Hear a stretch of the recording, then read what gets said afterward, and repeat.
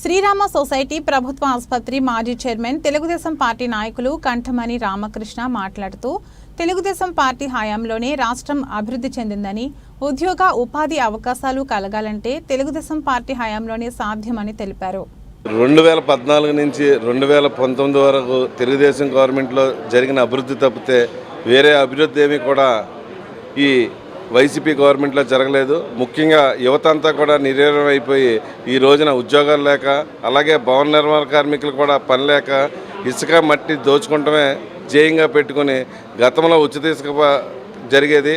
తర్వాత YCP government వచ్చిన తర్వాత ఇసుకను వేల రూపాయలకి అమ్మి ఈ రోజున భవన నిర్మాణ కార్మికులు పని లేకుండా చేశారు.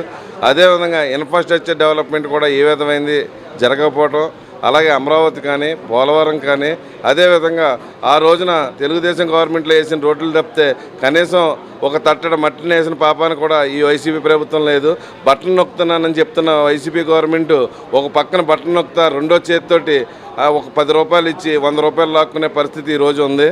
అదేవిధంగా ఈ రోజున నదీ పరివాహక ప్రాంతం అంతా కూడా కొవ్వూరు నియోజకవర్గంలో మట్టి ఇసుక యథేచ్ఛగా దోసుకుంటూ వాళ్ళు జేబులు నింపుకుంటాం తప్పితే వేరే విధమైన దాని మీద దృష్టి పెట్టడం జరగట్లేదు. అదేవిధంగా మద్యం కూడా కల్తీ మద్యం అమ్మి ఈ రోజున పేదవారికి అందరికీ కూడా ఈ రోజున అనారోగ్యాన్ని, లివర్లో జబ్బులు, కిడ్నీ జబ్బులు, అదేవిధంగా మోకాళ్ళ నొప్పులతోటి వాళ్ళు బాధపడటం జరుగుతుంది. ఈ వైసీపీ గవర్నమెంట్ పోయేదాకా కూడా ప్రతి ప్రజలు కూడా ఈ రోజున వైసీపీ ప్రభుత్వం పోవాలని, మళ్ళీ నారా చంద్రబాబు నాయుడు గారు ముఖ్యమంత్రిగా రావాలని, యువత భవిష్యత్తు ఉండాలని, అదేవిధంగా పవన్ కళ్యాణ్ గారు, నారా చంద్రబాబు నాయుడు గారు, మోడీ గారు ముగ్గురు కలిసిన కూటమి ప్రభుత్వం ఏర్పాటు చేయాలని చెప్పి ప్రజలందరూ కోరుకుంటున్నారు.